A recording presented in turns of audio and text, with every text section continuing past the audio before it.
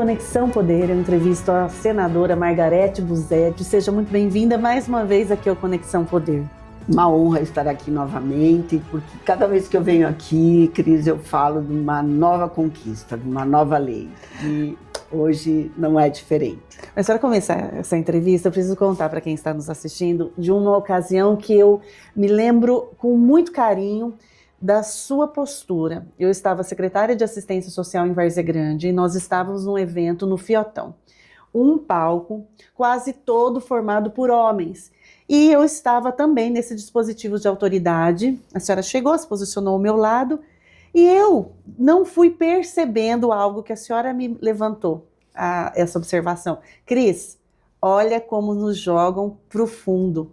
Quando eu percebi, estávamos eu, você, Gisela e outras autoridades femininas, todas quase caindo do palco. E eu me lembro que você nos pegou pela mão, levou lá na frente e disse: nosso lugar é aqui na frente, porque este público no Fiotão, a representatividade em sua maioria é de mulheres, e elas precisam se sentir representadas por nós. Então, muito obrigada.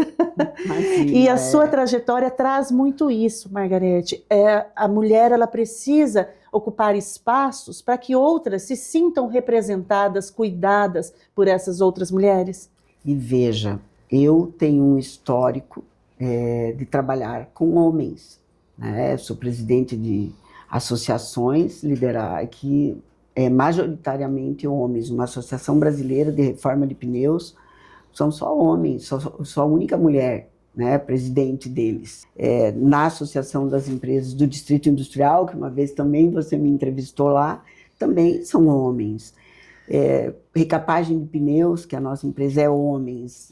Meu pai tinha oficina mecânica. Eu tenho um histórico de trabalhar com homens e nunca tive nenhum problema, sempre tive facilidade. Se você me perguntar, sentiu preconceito? Lógico que sim, não tem como não sentir.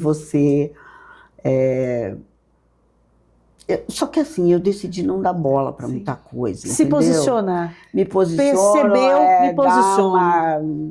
Sabe, chuta a canela de um, dá uma cotovelada no outro, vai embora, gente, vai embora. Mas quando eu cheguei ao Senado, que eu me dei conta dos números e comecei a participar dos palanques políticos, eu falei, gente, não é possível isso. Nós realmente ficamos no fundo do fundo. No fundo do fundo, e é impressionante como os homens têm essa coisa de ir para frente, de ser esse papagaio de pirata, de ter que estar aparecendo no vídeo, entendeu? Eu me dá até uma coisa ruim, assim, eu fico com vergonha alheia, porque eu acho que todos nós temos o nosso espaço e devemos respeitar esse espaço um do outro. O homem também é importante nos espaços e ele deveria nos achar importante também. E as mulheres têm que se sentir representadas. E eu tive esse olhar para as questões femininas, porque é assustador o que está acontecendo com as mulheres no país. E não é nem no país, é no mundo. Se você pegar, é no mundo.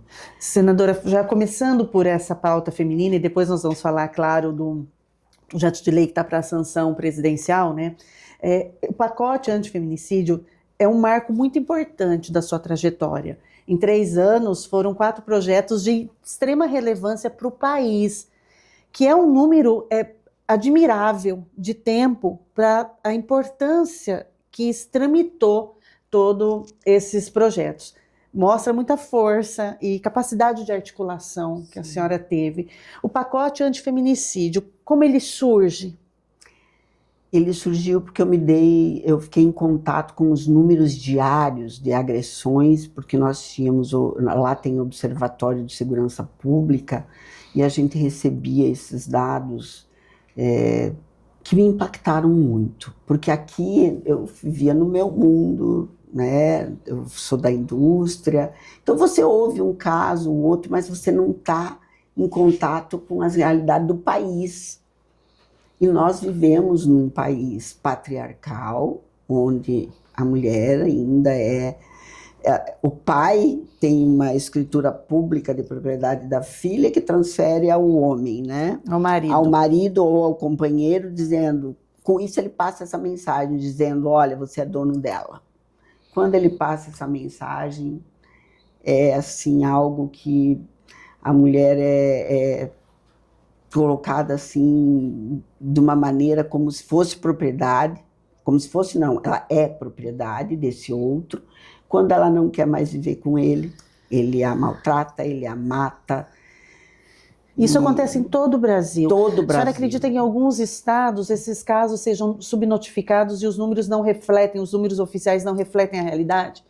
Com certeza, com certeza. Nós temos estados assim, violentíssimos, que ainda notificam como homicídio de mulher, e que depois da nova lei não tem mais o porquê de ser um homicídio de mulher, porque é feminicídio e é uma lei autônoma, mas existe muita subnotificação e é ruim isso, né? O Mato Grosso é um campeão nacional, aí a gente nos envergonha esses dados, né? Eu fico muito triste com isso, mas eu tenho certeza que a notificação de Mato Grosso está correta. Ela tem... Se você pegar estados do Nordeste, por exemplo, não são notificados corretamente. Tem muita subnotificação. Tem estados do Nordeste muito violentos, tem um preconceito muito grande contra a mulher, porque... Já tem todo um aspecto cultural de formação daquela sociedade. Maria Bonita, né? Então, assim, é algo que a gente precisa realmente pensar e é algo para gerações. E, Cris, eu fico muito triste quando eu vejo políticos usando essa pauta que é tão cara para nós, falando para atacar governo. Não existe segurança pública que dê conta, não existe força policial que dê conta de uma situação que acontece dentro de casa e quando o cara decide matar uma mulher. Você vê que são 14 mil medidas protetivas, 3 morreram que tinham medida protetiva. Quantas foram protegidas? Então, eu fico triste quando eu vejo, e aí eu falo da deputada Janaína que ela deveria repensar nas falas dela para atacar o governo. A senhora acha que o governo tem feito o seu papel e isso está além do que poderia ser feito ou ainda poderia ser feito mais? Não, eu acho que sempre tem o que fazer. Nós sempre temos o que fazer. Mas a minha pergunta é, quanto de emenda esses deputados que criticam direcionaram para a proteção da mulher, para combate à violência doméstica? Quanto de emenda foi? Sabe? Cara, eu trabalhei muito para a proteção das mulheres. Esse discurso seria, então, relacionado ao aspecto de eleição? De eleição, gente. Nós não podemos usar uma pauta que é tão cara para as mulheres para fazer isso. Isso só nos põe para baixo na discussão. Eu considero assim, eu acabei de vir de um congresso, agora da abertura de um congresso, onde a plateia era a força policial e a plateia era masculina. Porque é com os homens que nós temos que falar, não é com as mulheres. As mulheres são as vítimas. O instrumento da agressão é o homem. Então, eu achei muito bacana falar com eles, é a segunda vez que eu tenho essa opção de estar falando para uma plateia, a oportunidade que me fugiu de falar com uma plateia masculina. Uma vez foi para 100 homens agressores de mulheres, falar da nova lei. Foi desafiador. E o que consiste essa nova lei, para quem está nos assistindo, senadora, do antifeminicídio? O feminicídio, primeiro que é uma lei autônoma. Ela não é mais uma qualificadora do homicídio. Então, ela agora, ninguém mais pode notificar a morte de uma mulher que o companheiro matou como um homicídio. Tem que ser feminicídio. Começa já por aí. E vai contribuir para a questão das mudanças nessa notificação, né, no enquadramento, da subnotificação, exatamente. Mas eu te digo que nós temos estados e municípios tão longínquos aí que são extremamente violentos que nem são notificados, que assim, tipo assim, morreu mais uma mulher. Morreu. Não há nenhuma investigação, nada a respeito. Isso. Graças a Deus o nosso estado, nesse aspecto, ele está sendo muito fiel aos números, e que nos envergonha, não tem como não nos envergonhar. E aí eu falo, o cerne do problema é outro. O que eu fiz com a lei, Cris, aumentar para 40 anos a pena. Se matar na frente de um filho menor, vai ter um agravante. Eu fiz a média, quando fez 1 ano da lei, de 22 casos. A gente pesquisou, porque não tem ainda, né? Mas a gente pesquisou, chegamos a 21 condenações na nova lei. A média das condenações eram 42 anos e 7 meses. Nossa, que importante. Que importante, penas mais rígidas e duras, para que os agressores percebam que as coisas estão mudando, né? E assim, a gente tirar a questão do pátrio poder dos filhos, direito a cargo público, e ele não ter visita íntima, para mim, assim, foi o suprassumo da lei. Porque eu não conseguia entender como que um cara que matava uma mulher tinha direito à visita íntima. Um tapa na nossa cara. Um tapa na nossa cara. Entendeu? Então, assim, isso agora está restrito, não pode mais. E a lei, a senhora já percebe que ela já tomou conhecimento público, ou muitas pessoas ainda precisam saber, a gente precisa divulgar mais essas mudanças? Quando houverem mais condenações, eu considero que daqui a mais 1 ano, 2 anos, quando as condenações na nova lei atingirem um público maior, eles vão se dar conta que eles vão ter que ficar pelo menos 25, 26 anos presos. Em regime fechado. Em regime fechado. Porque a questão da progressão de pena é algo muito também que era um tapa na cara daquela família que perdeu a... E ainda tem, gente, ainda tem, sabe? Que eles têm subterfúgios que aí eu considero a justiça benevolente, sabe? Essa história da justiça proteger o bandido, me desculpa, mas quem tem que ser protegido é a vítima. Olha esse caso que deu como inimputável. Sim, que a filha veio a público e disse, e ela fez um relato no Instagram ontem, eu li, que me emocionou, que ela dizia isso, em tal circunstância ele não tinha problema nenhum, agora ele tem. Então ela foi relatando o dia a dia dele e questionando a justiça por conta que ele foi aquele homem que assassinou a esposa a facadas e ele esfaqueou também a filha. Facadas, esfaqueou a filha sobreviveu, a criança, e agora... Engraçado que a depressão dele só quis matar a mulher e a filha. Alegando insanidade mental. Tudo bem, se ele tem insanidade mental, ele tem que ficar preso, fechado, não pode ser um risco para a sociedade. Senadora, nós teríamos que fazer uma ampla discussão sobre a possibilidade de prisão perpétua no Brasil. Como que a senhora avalia? A senhora que está tão envolvida em questões da demanda da população, que a população clama. Olha, eu falo que são 2 coisas que a gente teria que discutir e pedir para a população, tá? Pena de morte e prisão perpétua.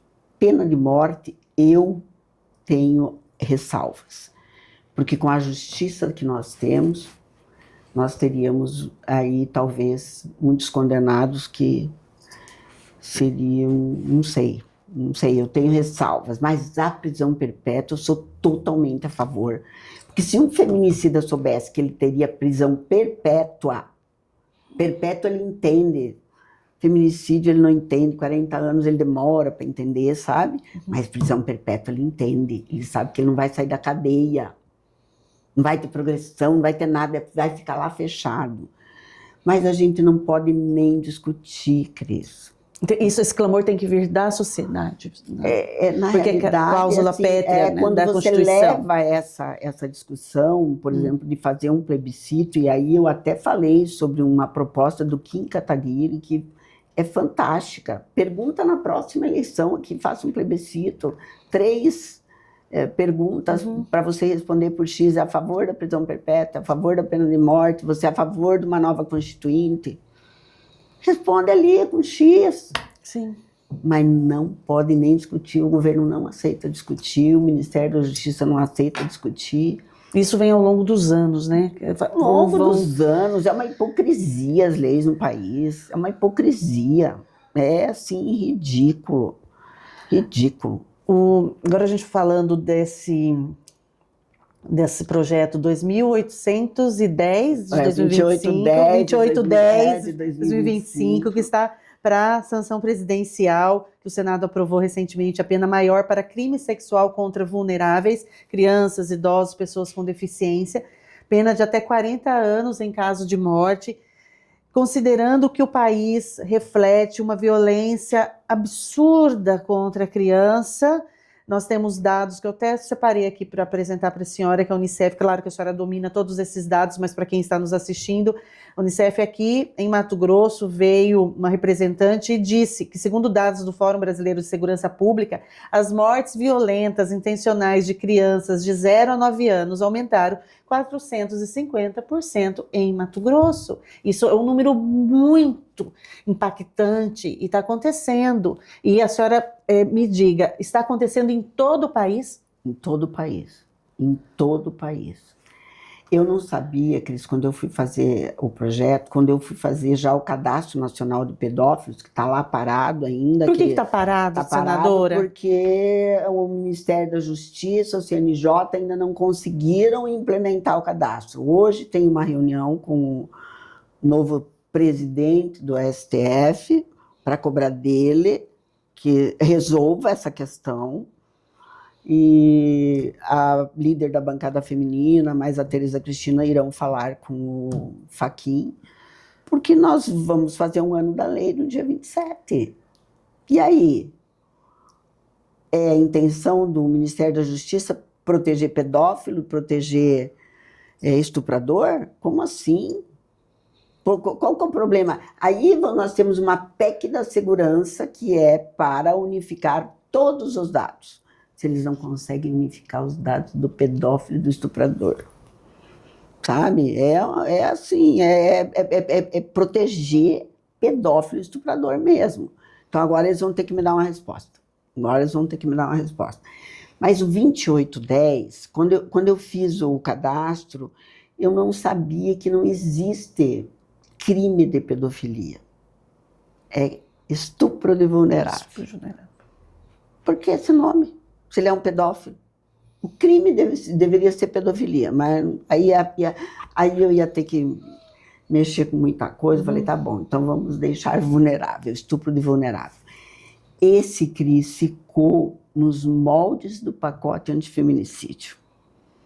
E eu posso te dizer que vai ser uma virada de chave no combate à pedofilia. Endurecendo as penas, monitorando com o banco do DNA, instituiu o banco, a extração do DNA do pedófilo, exame criminológico para ele poder progredir, porque se ele é um cara que vai reincidir, por que tu vai soltar? E os números mostram que eles são reincidentes em sua maioria absoluta esmagadora. Exatamente. Então eles dizem, mas ele é um doente, então separe ele da sociedade. Ou que nós possamos ter uma maneira de nos proteger. Se nós temos um monitoramento desse cara, nós podemos saber que ele não vai trabalhar numa escola onde tem nossos netos, nossos filhos, numa escolinha de futebol, que você viu um caso aqui recente, que o cara estuprou de 12 meninos. E pais, prestem atenção, seus filhos homens também estão sendo abusados. Antes eram só as meninas, mas as que morrem mais ainda são as meninas. São as meninas. E as meninas, elas engravidam daqueles agressor, daquele estuprador, e a vida delas se esvai, né? A alma se esvai. A senhora sabe que eu trabalhei com crianças E eu tive vivências dolorosas de ver a maldade humana, o quanto o ser humano consegue atingir um grau de crueldade em seus crimes. E certamente este projeto de lei, que vai ter a sanção, porque já está aprovado no Senado e é de fundamental importância para o país, ele traz luz para esse tema que é preciso parar, porque a gente sabe que a maioria também ela é abusada dentro de casa. Senadora, como que a gente... Você viu o que aconteceu em Cáceres domingo? Não, esse eu não... Houve uma festa de família, onde o irmão da mãe desta menina que foi abusada, a irmã trouxe um amigo que era monitorado, e ele estuprou a menina de 7 anos. E aí, justiça, a gente faz o quê com esse estuprador de vulnerável, esse pedófilo? O que ele estava fazendo numa festa, monitorado, com tornozeleira? Fala para mim, justiça. É assim, é assustador como a justiça é benevolente com casos assim. A legislação permite todas essas decisões. Exatamente, agora não mais. Agora, depois da lei, eles não vão mais poder fazer, porque... E a lei impactou em diversas legislações, né, senadora? Eu trouxe até aqui, ó, porque ele mexe com o Código Penal, ele mexe aqui, ó, mexeu no Código Penal, novo crime no Código Penal, que nós instituímos o 338A, que é o descumprimento de medidas protetivas. Descumpriu, volta para a cadeia. Volta para a cadeia. Medidas protetivas de urgências foi colocado. E o 350B é proibição de exercer atividades em contato com vulneráveis. Olha que importante. É muito importante. Muito então, importante. É um novo crime no Código Penal. Aí mexeu com a Lei de Execução Penal, mexeu com o Estatuto, com o ECA, o Estatuto da Criança e do Adolescente, e Estatuto da Pessoa com Deficiência. Ele ficou um pacote completo, muito bom.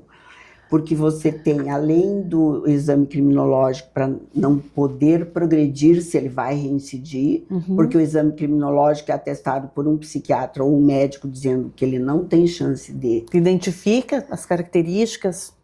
E ele não vai reincidir, e ele tem a extração do DNA dele já quando ele foi preso. Isso o Ministério da Justiça é totalmente contra. O exame criminológico e é contra... a extração do DNA. Então, o que nós fizemos? Vamos falar. Eu queria perguntar para os ministros do STJ e do STF se eles tiverem a sua neta, a sua filha estuprada, violentada. O que eles pensariam? É porque eles vivem muito bem protegidos, né? Mas as crianças, elas nunca estão bem protegidas. Nunca estão protegidas porque é na escola. Elas têm contato com... Exatamente. Você é banheiro de escola. Sim. Esse cara, ele violentou. Porque acontece nos ambientes familiares. A mãe viu quando ela acontece. estava indo embora que a menina estava sangrando, essa menina de 7 anos. As senhoras têm algum receio de, nesta fase do trâmite que é para sanção, ter alguma demora, ter alguma Não, dificuldade? Ele tem até dia 8 para sancionar. Ele tem que sancionar. Ou ele sanciona ou o Senado... Ou o Senado. Sanciona tacitamente. Não vai ter jeito. Então nós teremos uma mudança de ano já com uma lei dessa tal importância. Muito importante, muito importante. Talvez a gente tenha vetos. Sim. E senadora, a senhora que se debruça tanto nesses temas, agora recentemente a questão da discussão sobre aquela resolução do Conanda em relação às meninas que foram violentadas, né, engravidaram. Esse fluxo, como que a senhora avalia? Porque assim, me chama a atenção e me incomoda, faz um alvoroço muito grande quando a vítima, que é a criança, ela está nessa situação de vulnerabilidade mesmo. E algo que que a senhora está olhando para o agressor, para o que realmente faz com que o crime ele diminua. Aí eu pego a criança que está vítima, que está naquele sofrimento, e aí? Como que a senhora avalia? Como que a senhora pondera tudo isso? Eu queria que criminalizasse o pai do aborto. Ai. O pai do aborto, não a criança. Não a criança. O dia que criminalizar o pai do aborto, o homem pode falar. Mas enquanto isso, não tem padre, não tem juiz, não tem ninguém que possa falar, porque é só quem passa por uma situação dessa, e olha que eu sou uma pessoa que não faria um aborto. Jamais, porque eu teria problema com a minha cabeça, com Deus e meus dogmas aí, mas eu não tive a infelicidade de ser estuprada e gerar um filho. Então, eu não sei como que é isso. Uma criança, muitas vezes, né, com 9 anos, violentada pelo pai, no seu primeiro ciclo. Ela é violentada a segunda vez, quando ela vive isso, quando não pode isso, quando não pode aquilo. E aí, normalmente, é padre, é pastor, é juiz que fala. Eu queria que criminalizasse, jogasse no fundo da cadeia de prisão perpétua o pai do aborto. Pronto. Aí, eu não sei, aí poder fazer o que quisesse aí, cada um poder... Eu sou assim, nós tivemos avanço. Evita o crime, né? Porque você trabalha ali no crime. Evita o crime, eles não falam de você... Eu instituí nesse projeto, que foi tirado, que eu acabei nem colocando mais, que tinha campanhas nas igrejas sobre pedofilia. Tivemos que tirar.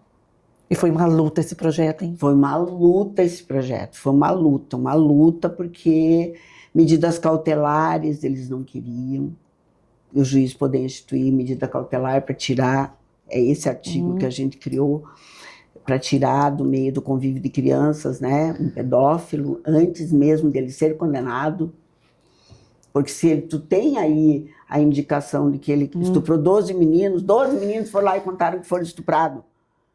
O que mais precisa esperar para tirar ele do meio do convívio dessas crianças, gente? Mas isso foi tirado da lei. Não, continua. Então, continua. Se ele fez isso, ele vai ser, o juiz vai ter a possibilidade de retirá-lo, entendeu? De ter a medida cautelar. Como o Bolsonaro está preso cautelarmente, esse juiz vai ter a possibilidade de cautelarmente tirar ele do convívio dessas crianças. Sim. Porque eles trabalham em colégios, em creches, em escola de futebol, em condomínios.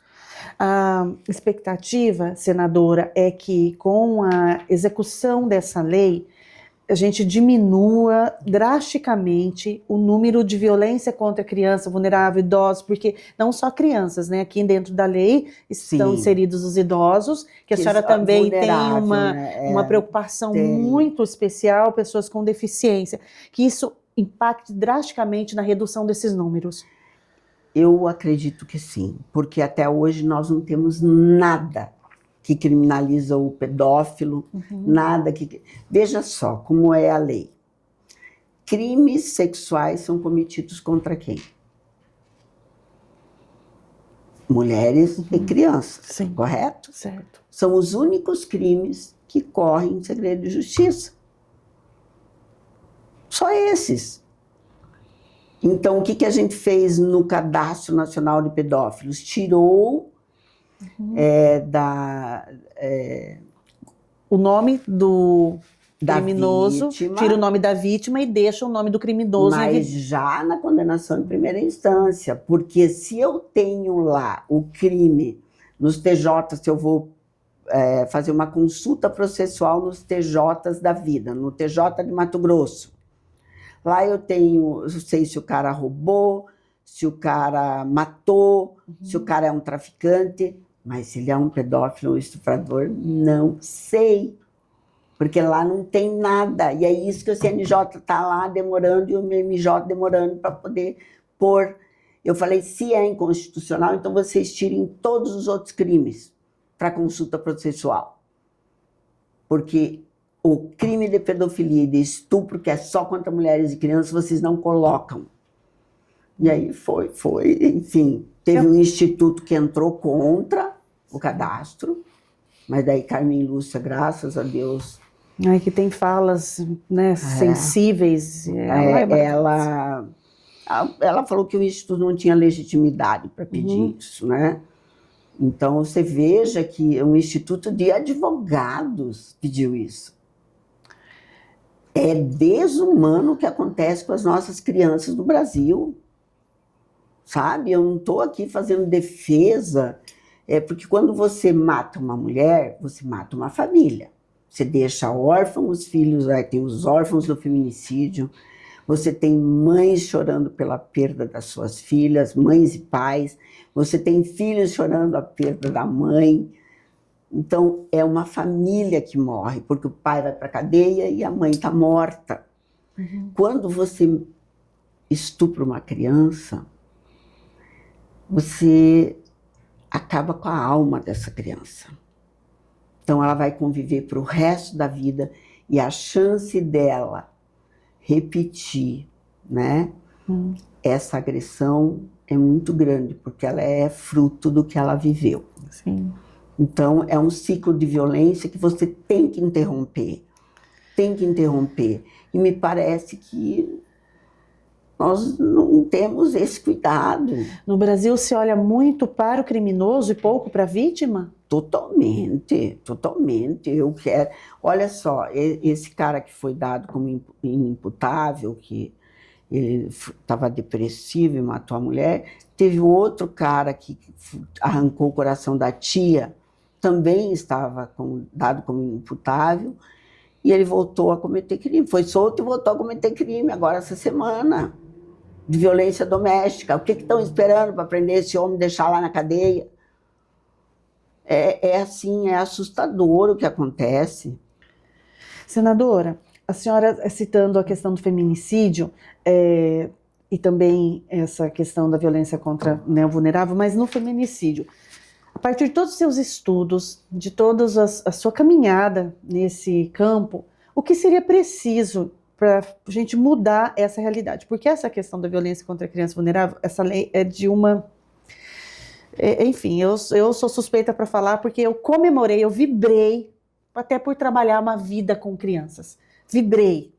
E o do feminicídio, como ele é muito complexo e acontece no ambiente familiar e são adultos, como que a senhora dizendo a questão geracional, como, a partir de tantos estudos da sua familiaridade com esse tema, por conta, né, do pacote antifeminicídio, é possível que Mato Grosso atue para diminuir? Porque a senhora citou a questão da deputada Janaína, que, no seu ponto de vista, estaria utilizando de maneira política, né? Porque veja só, o governo tem feito campanhas, tipo assim, nós temos aí o Ser Família, o Ser Capacita, o Ser Mulher. Nós temos a capacitação de mulheres, as mulheres têm duas dependências, a emocional e a financeira, patrimônio, né? O governo tem feito, eu acho que sempre a gente pode fazer mais. Eu até levei uma ideia ao governador e consegui já algumas coisas. Eu acho que a gente pode sim começar a falar nas escolas, nós precisamos falar isso e ter esse público mais masculino para a gente falar. O ouvido do homem foi treinado para ouvir outro homem. Eu vi no lançamento do livro do Cléster Cavalcante, lá em Brasília, que ele tem uma palestra que ele fala com os homens. E esse livro é só histórias reais de feminicídio, e eu estou no livro por causa da lei. Ele veio falar comigo, nem sabia quem era ele, eu sabia que era um escritor, mas tá bom, depois que eu fui ver que o homem tem 3 jabotis. Sim. Então, ele fez o lançamento do livro no Senado, ele fez no lançamento na Bienal de Pernambuco, ele está rodando o Brasil e me convidou para fazer palestras no Brasil junto com ele. Eu falei, olha, no Brasil, né, nem tenho tanto interesse, mas no Mato Grosso sim, porque eu acho que é um público que a gente precisa falar. E os homens prestam atenção quando é outro homem falando, né? Então, nas escolas, nós precisamos falar. E nós precisamos com as famílias, porque a família é responsável. Eu lembro que minha mãe, Cris, ela dizia, o seu pai é que vai dizer se tu pode ou não pode. Por favor, Ana, como que assim o meu pai vai dizer? Não era ele, Meu pai tinha 1,97 m, era um alemão extremamente grande, sério, só falava uma vez, eu era filha única. Então, eu morria de medo da mão dele, né? Porque era uma mão desse tamanho, assim. Ele só olhava. Mas ele... Não era ele, era ela. Porque a educação dela foi assim, né? Que o pai... O homem que manda. Isso, o homem que decide. manda. Né? Então, e eu nunca sofri violência, nem do meu pai, nem... E como você se construiu vinda dessa família, né, de um pai conservador, de uma mãe que tinha o medo por conta da cultura, como ela foi criada, essa mulher com esse olhar tão acolhedor, inclusivo e preocupado com a violência, como que você rompeu, quebrou isso, porque você... Meu pai foi delegado, né? Foi delegado de polícia. E ele me emancipou muito cedo, então eu comecei a trabalhar muito cedo. E você via que as mulheres não tinham essa possibilidade de trabalhar. Então eu tive um pai que me proporcionou isso. Só que interessante, entendeu? Né? Então eu via que era uma oficina mecânica, tinha retífica de motor. Eu acompanhava meu pai fazendo retífica de motores à noite, porque eu gostava da mecânica. Como eu gosto da recapagem, eu acho fantástico. Então eu fui aprender o que era uma recapagem de pneus, entendeu? Então assim... foi ele que me deu essa oportunidade. E aí, quando eu casei, claro que a gente tem, são 48 anos com o mesmo marido, então eu sempre brinco, né? Ele deve ter querido me jogar na privada várias vezes, precisar de descarga, e eu também, entendeu? Mas não é assim, você repensa, você... Nunca meu marido me desrespeitou, nunca, nunca, nunca, nunca. É um companheiro, mas veja, eu lembro que assim, eu enfrento várias batalhas que é assim, poxa, mas você vai deixar sua família, você vai deixar suas filhas, sua empresa para ir para Brasília? Falei, olha, nos meus primeiros 10 anos de casado, meu marido, eu tinha eles de sábado à tarde ou à noite até segunda de madrugada. Viajava. Ele viajava. Agora chegou a vez dele contribuir comigo. Né? Um repórter me perguntou, você não sente culpa de deixar tudo isso? Eu olhei para ele e falei, culpa? Posso te devolver a pergunta? Se eu fosse um homem, tu me perguntaria isso? Não, perguntaria. Então, assim, você vai se construindo no dia a dia, no dia a dia.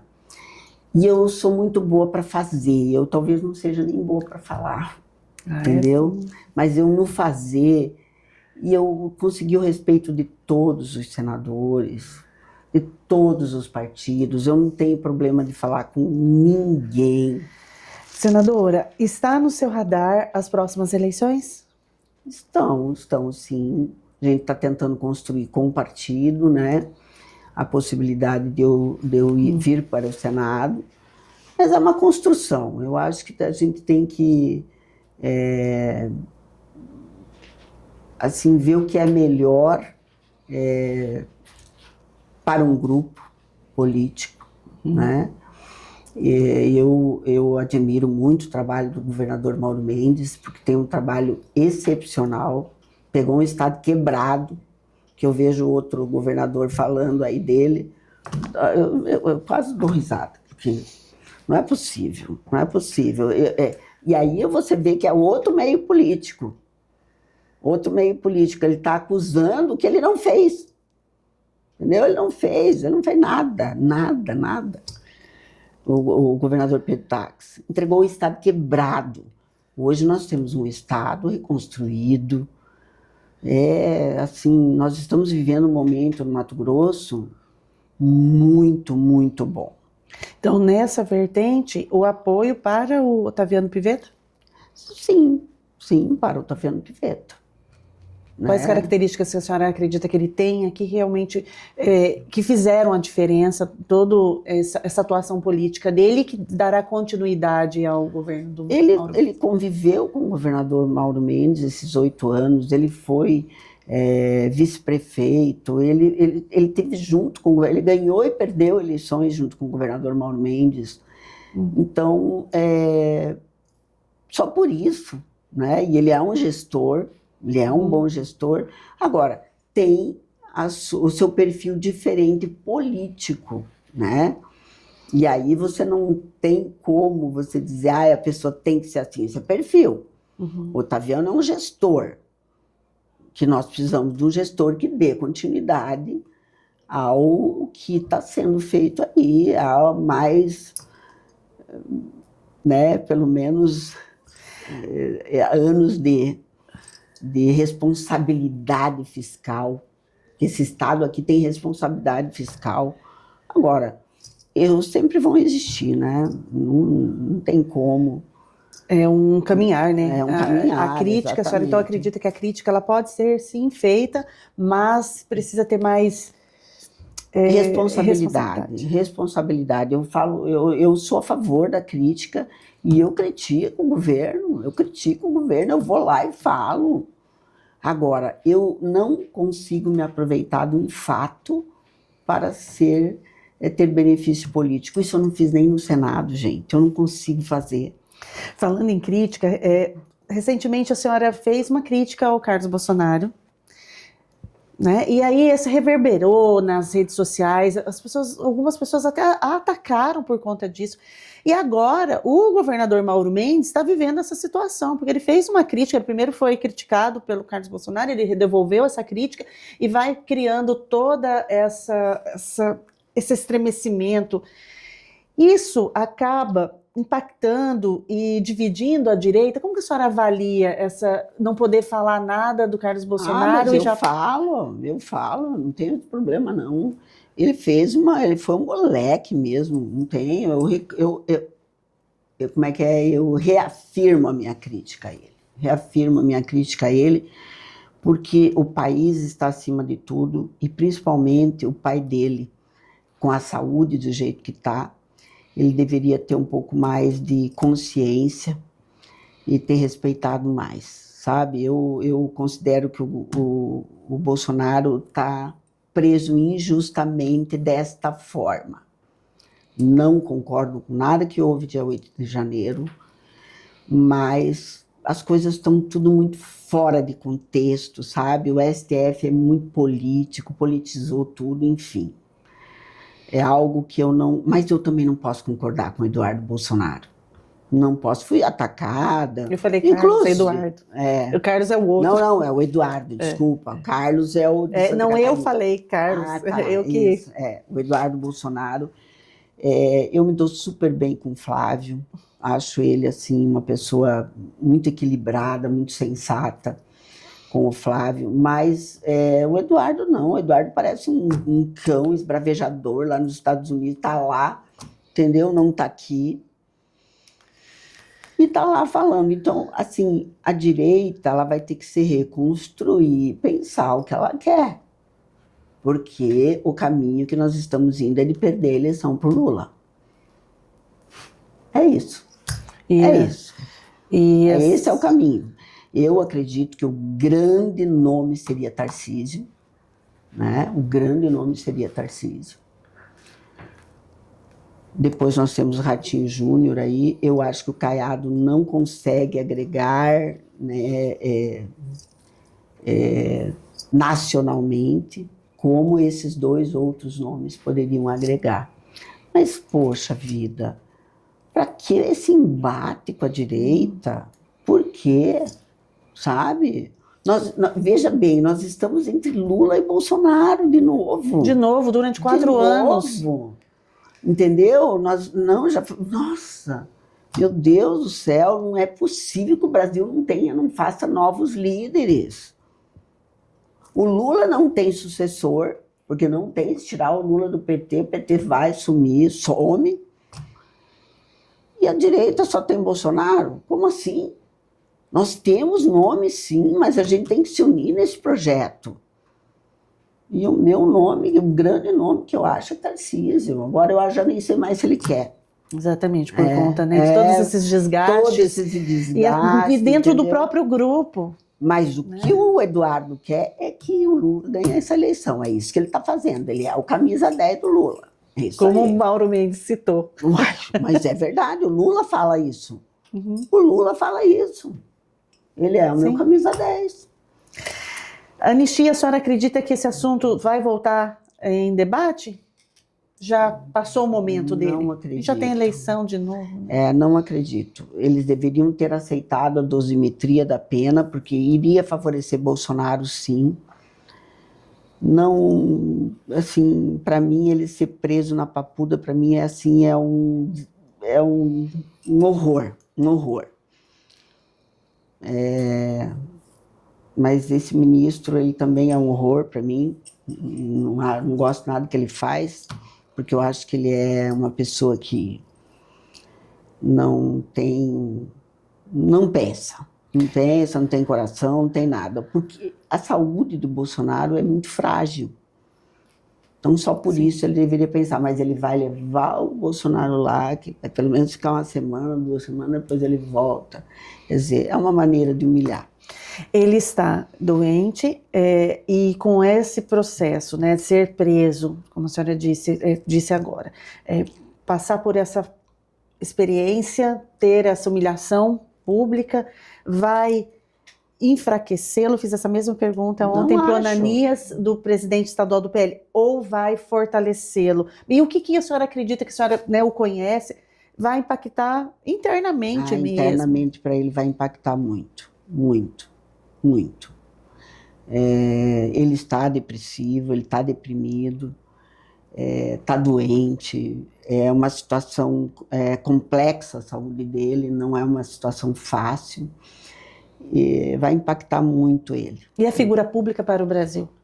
Não, acho que não, acho que isso fortalece ele. Esse ministro devia pensar que vai fortalecer ele. Entendeu? Eu acho que fortalece ele, porque Aí tu me pergunta, aí tu fala assim, não, mas o Lula foi preso, ficou na prisão 2 anos e tal. São outras circunstâncias e outros tempos. É isso, entendeu? As coisas deveriam... A justiça é tão parcial em certas coisas, né? Tão parcial que chega a ser cômico.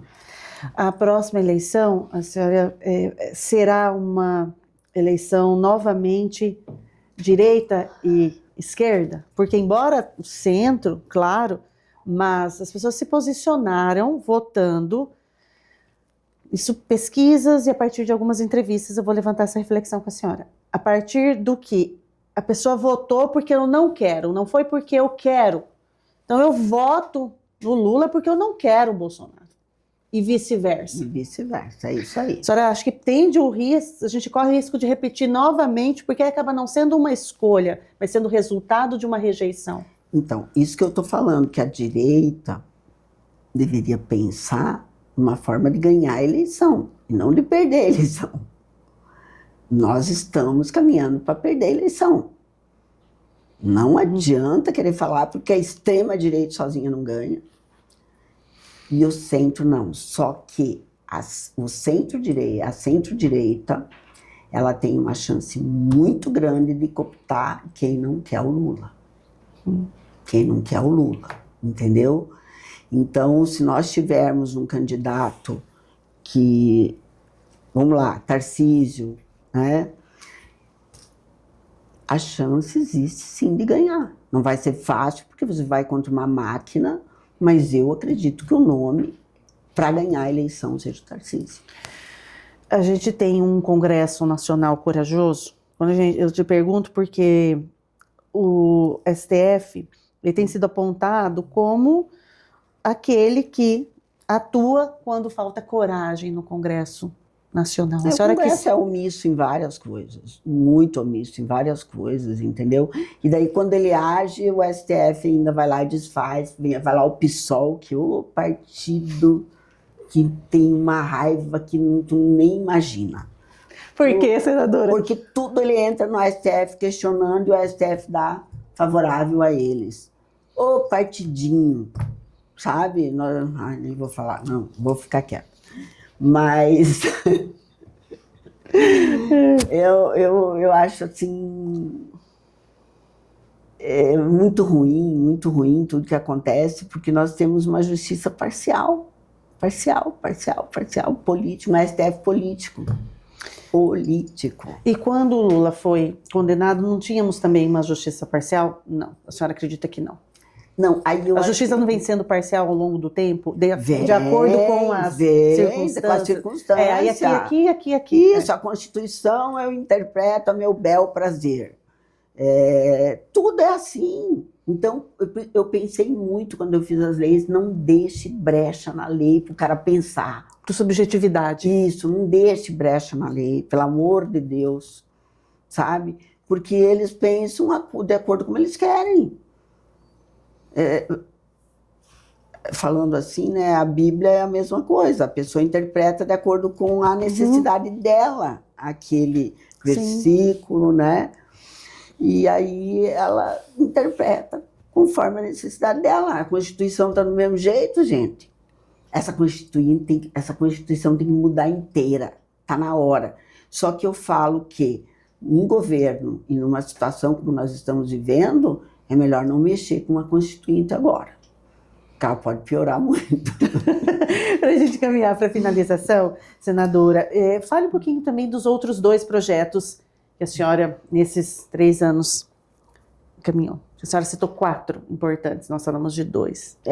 Daí o segundo foi o Cadastro Nacional de Pedófilos. De pedófilos que está em... ele já foi aprovado, né? Tá nós temos o pacote antifeminicídio, o cadastro deu 40 dias de diferença, aprovação um do outro, o sancionamento. Importante. Aí foi a reconstrução da mama da mulher por qualquer tipo de mutilação. Esse foi um projeto difícil. De uma importância. Porque, veja, tem doenças que você tem tumores benignos na mama e que crescem, que viram um volume que a mulher tem que tirar a mama. E aí ela não tinha direito à reconstrução porque só dava direito se fosse câncer maligno. Agora não, agora é por qualquer tipo de mutilação. E aí entra violência doméstica, entra acidentes, né? E é pelo SUS e pelo plano de saúde, porque o plano de saúde não cobria, porque não tinha previsibilidade na lei. Então você imagina a minha batalha. Nossa, essa batalha e o que impactou para as mulheres do país como um todo, que era um sofrimento muito grande para as mulheres. Não, eu encontrei, você estava comigo, né, da menina, que ela veio, me abraçou e pôs a mão na mama e disse, olha, você não sabe o que você fez. Eu falei, não, eu tenho noção do que eu fiz. Sim. Chega a emocionar, né? Chega a emocionar. E aí tem o... Esse foi o terceiro, e agora o pacote de combate à pedofilia, que é o 2810. Esse está para sanção. A senhora volta para Brasília no próximo ano? Se o ministro Carlos Fávaro não voltar, a minha licença acho que vai até 28, 29 de janeiro. Se ele não voltar, eu volto, né? Daí até ele se descompatibilizar do cargo de ministro, que é 6 de abril. Como a senhora avalia a atuação do ministro Carlos Fávaro para Mato Grosso? Porque temos um ministro que é de Mato Grosso. Exatamente. Isso está refletindo? Isso é bom, não tem como você não dizer que seja ruim para o Mato Grosso. Quem ganhou com ele sendo ministro e eu senador foi o Mato Grosso, foi os mato-grossenses. Então não tem como negar isso, né? Isso, e a gente não tem muito contato, porque ele trabalha muito no Ministério, eu trabalhei muito no... E assim, dentro do PSD eu nunca tive espaço, né? Essa é a verdade. Eu nunca fui uma persona benquista dentro do PSD, porque ele é o dono do PSD, eu me coloquei de um lado, ele ficou do outro, e isso é normal dentro da política, eu só preciso respeitar as pessoas. Sim. Como eu me coloco em muitas situações contra o governo Lula, mas em cima de fatos. Eu não consigo ser uma pessoa mal educada, mas eu me coloco em cima de fatos. Você sabe que eu fui criticada, inclusive, pelo Abílio, quando eu falei do Eduardo Bolsonaro, fui criticada pelo Catani. A minha pergunta é, se tirar Bolsonaro deles, o que resta? Que resta? E olha que eu fiquei do lado do Bolsonaro, eu tenho uma convivência muito harmoniosa e boa com o Flávio. O Flávio foi a primeira pessoa que falou na minha despedida. Então, assim, eu não sei o que as pessoas acham. E aí, esses dias eu li uma frase que as pessoas que trabalham calada perdem para quem grita fingindo. É isso. Eu não consigo ser falsa, não consigo ser fingida, não consigo ser ingrata. E fazer as lacrações no Congresso Nacional. Não sou assim. Como a senhora avalia esses posicionamentos desses parlamentares que transformam a Câmara ou o Senado em espetáculos? Porque a gente assiste e fica impressionado com os ataques, tudo na busca por like em rede social. Então, a minha pergunta é, se tirar isso deles, o que resta? O que sobra? Entendeu?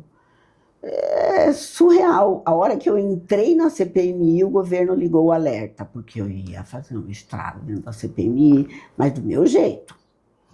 Mas graças a Deus o CPMI está sendo muito bem conduzida. Até porque aqueles projetos que vêm do governo são importantes para o país, a senhora não... Eu votei a favor, votei a favor, não tem problema nenhum. Não é radical. Agora, quando é contra o setor produtivo, contra o agronegócio, marco temporal, tudo eu votei contra. Votei contra e fiz uma campanha contra, né? Mas é uma coisa que eu acredito, mas eu não preciso fazer lacração, não preciso fazer isso, não preciso fazer aquilo, entendeu? Agora, na minha vida eu sempre fui direita. Eu lembro que a minha melhor amiga de infância, ela sempre foi esquerda, eu sempre fui direita. E é o exercício do respeito, a gente nunca brigou, a gente nunca brigou, porque eu respeito ela, ela me respeita. E até hoje a gente conversa, sabe? E a senhora dialoga. Eu vi recentemente a senhora pedindo para o ministro Padilha olhar para os idosos em relação à inclusão, né, no orçamento da saúde dos idosos das instituições. Das para que instituições, a ILPI, seja colocado no orçamento da saúde, porque ela não está no orçamento da saúde. E eu já estive com o ministro, eu já levei esse pleito a ele ficou de estudar. Ontem eu passei o dia no Ministério Público para ajudar a fazer um TAC, né, para nós construirmos um TAC com a promotora Fânia, que é da Vara da Saúde, e conseguimos construir, graças a Deus. Mas isso vai mudar muito se o ministro fizer, é uma portaria dele que muda. Não precisa fazer projeto de lei, não precisa nada, é uma portaria. Mudando isso já muda a vida das instituições. Que atuam com idosos. Isso, porque, por exemplo, no abrigo nós temos 13 acamados. 13 com home care. Eles têm que ter direito ao orçamento da saúde. Eles não podem ir lá no SUS. É assim, mas então... Tem muito trabalho para se fazer. Tem muito trabalho para se fazer, ao invés de ficar lacrando na rede.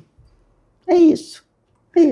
Senadora, eu quero agradecer demais a sua presença aqui. Fica o convite também para o início do ano, Camila, para a senadora voltar a agradecer da sua delicadeza e gentileza, deixar a câmera aberta para que a senhora possa se despedir e pontuar algo importante que eu não abordei ou reforçar com os nossos.